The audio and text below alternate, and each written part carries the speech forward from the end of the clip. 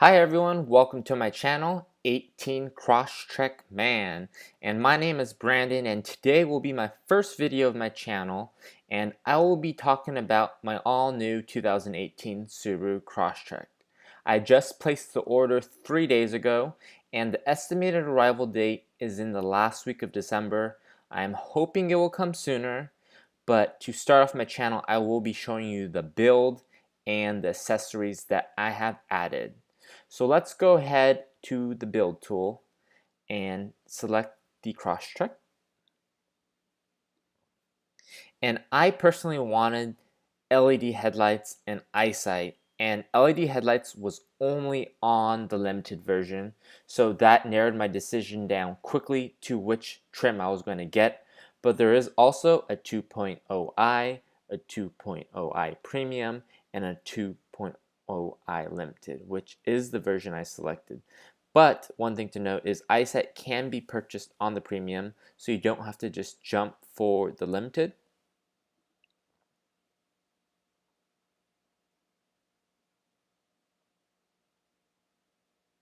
So it is a CVT, that's the only transmission unlimited, and here is the color selection for the Crosstrek, and I personally love the new color they have out for this year, the cool gray khaki. So that is the color I did select, and there is two leather options, but with the cool gray khaki there is only one option you can get, which is the black leather.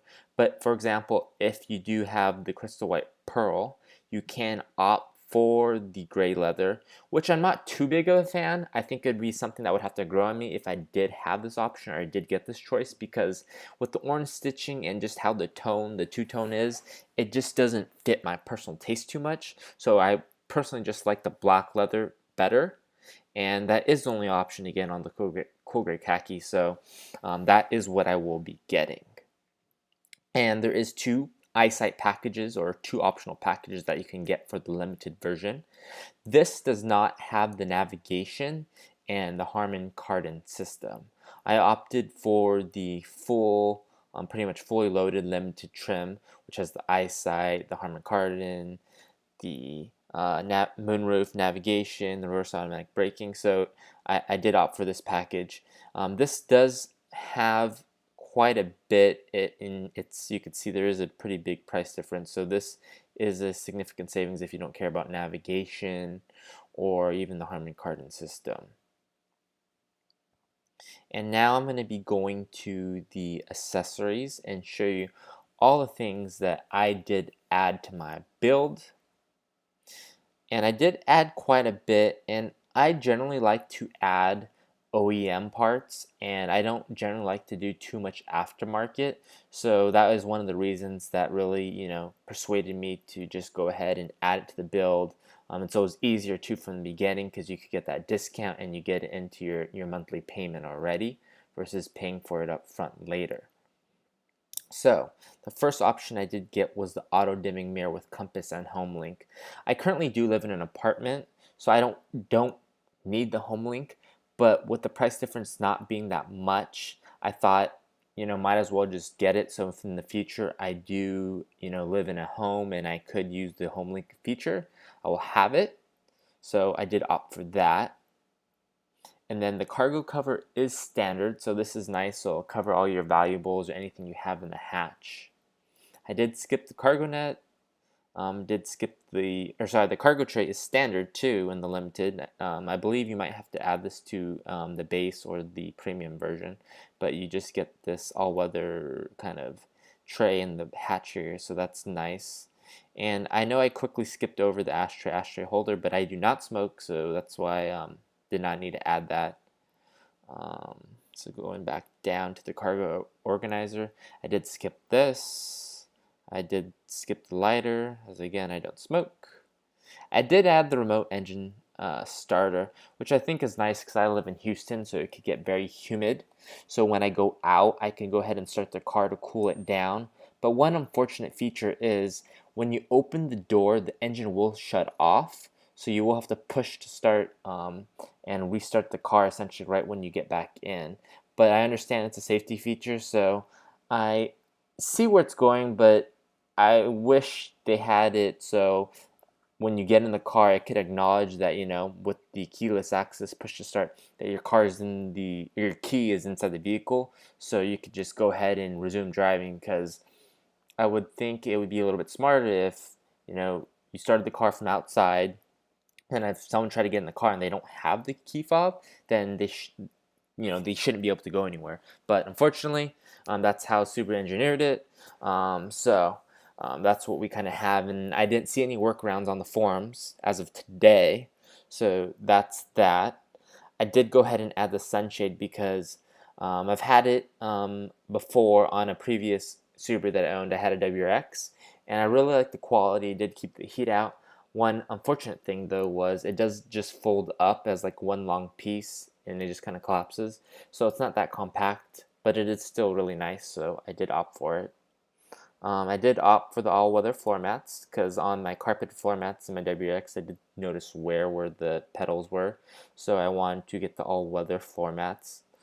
I did opt for the auto-dimming exterior mirror with approach light, which is really nice. So at night when you're driving, the lights from behind, it will dim the mirror, so you won't have a bad reflection, or you won't get blinded.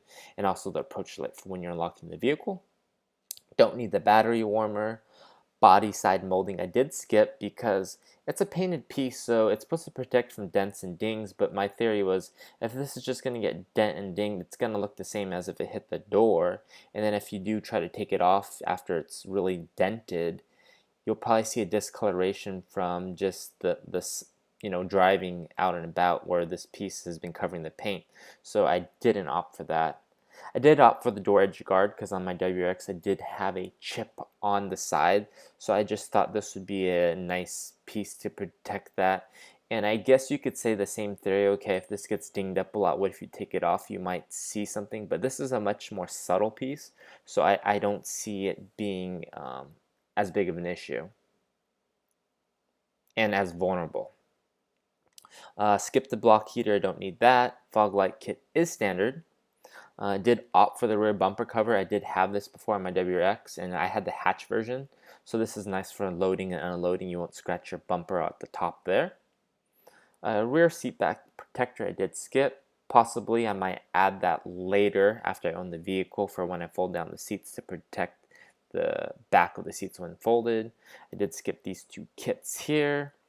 I did not add the window deflectors, but this is possibly something I might add. I do like to drive with my windows down for fresh air, so I think that's nice, especially if it rains, and it does rain a lot in Houston, so might add that, but I did skip it for now. And the splash guard I skipped because it's such a subtle little tiny piece. I don't really see protection being done, and I do plan to get my mud flaps on this vehicle, so I opted to skip it, and I don't even know if the two would work together. Wheel locks I did skip. Footwell illumination kit I did purchase, as I like this little touch. I had it in my WX, so I did add that. Skip the bumper underguard. Leather shift knob is standard in the limited trim. It is not the STI shift knob. There is a STI shift knob, and I didn't get that. I just have the standard leather shift knob for the limited. I did upgrade the LED upgrade for map and dome lights, as I love LED lights. As you can see, why I chose the limited for just the headlights. Well, there's other things. I do like leather and whatnot, so that is the reason limited. Skip the side sill plates, skip the STI wheels, skip the flexible strut tower brace. I did add the roof spoiler. I think it adds a nice touch with the vortex generator look on top, so I did add that. As I mentioned, I skipped that. And then all the kits for like bikes and canoes, and even just the crossworks for that, I did skip it as I don't know if I'll be needing it, and I figured that I could just go ahead and purchase it if I do decide I would like that in the future. So that is my build, and those are all the options that I did get. And again, my estimated delivery date is in December, and I'll keep you posted, and I'll definitely have a video when I get it in. I'll show everything, and I'll make videos of my Crosstrek. So please stay tuned, and thank you for watching. And if you like this video, go ahead and please like it, and I'll see you next time. Bye.